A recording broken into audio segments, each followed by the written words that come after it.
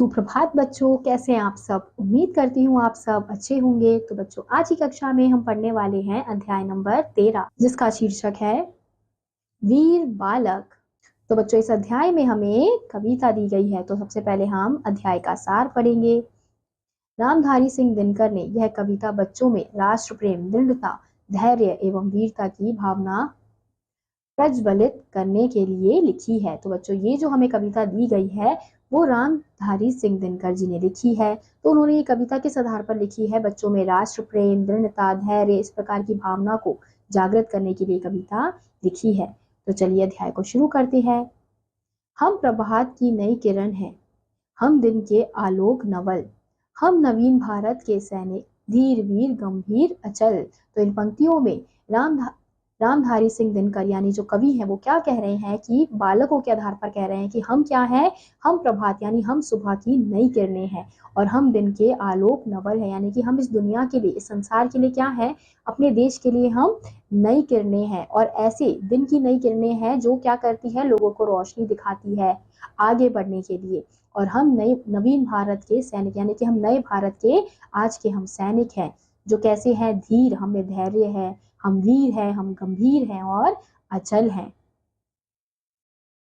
हम प्रहरी ऊंचे हिमाद्री के, सुरभि स्वर की लेते हैं, हम है शांति दूत धरनी के, छांव सभी को देते हैं। तो यहाँ पे कवि क्या कह रहे हैं कि हम प्रहरी ऊंचे हिमाद्री के यानी कि हम ऊंचे ऊंचे पर्वतों के हम क्या है? पहरेदार हैं। और सुरभि स्वर्ग की लेते हैं यानी कि हम स्वर्ग की खुशबू लेते हैं। और हम है शांति दूत धरनी के, हम क्या है? हम शांति के दूत हैं इस धरती के। और हम सभी को क्या देते हैं? हम छाया देते हैं।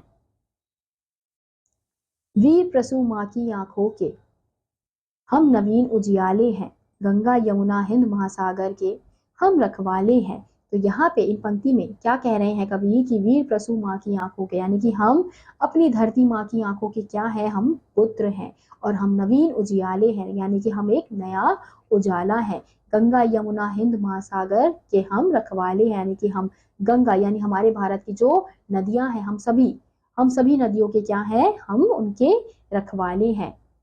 हम है शिवा प्रताप, रोटियां भले घास की खाएंगे, मगर किसी जुल्म के आगे मस्तक नहीं झुकाएंगे। तो आखिर की पंक्तियों में जो कवि हैं वो क्या कहने का प्रयास कर रहे हैं बच्चों कि हम क्या हैं? हम शिवा हैं, हम महाराणा प्रताप है, हम शिवाजी हैं। और बेशक से हम भले घास की रोटियां खाएंगे, लेकिन हम कभी भी दुश्मन के आगे हम अपना सिर नहीं झुकाएंगे और कभी भी जुल्म नहीं सहेंगे। जैसे शिवाजी महाराज और महाराणा प्रताप ने दुश्मनों के आगे कभी सिर नहीं झुकाया था, उन्होंने कभी भी किसी भी जुल्म को नहीं सहा था। हम भी वैसे ही इंसान है, वैसा ही इंसान बन के हम दिखाएंगे। तो इस कविता के माध्यम से बच्चों, जो कवि है वो बच्चों में ये दिखाना चाहते हैं, ये बताना चाहते हैं बच्चों कि हमें भी क्या बनना है? हमें अपने देश की रक्षा करनी है। हम क्या है? हम अपने देश के पुत्र हैं, हमें उसकी रक्षा करनी है, हमें उसको रोशनी देनी है, उजाला दिखाना है और कभी भी जुल्म नहीं सहन करना है। तो इसी के साथ आज का यह अध्याय यही समाप्त होता है। उम्मीद करती हूँ आपको यह अध्याय समझ आया होगा।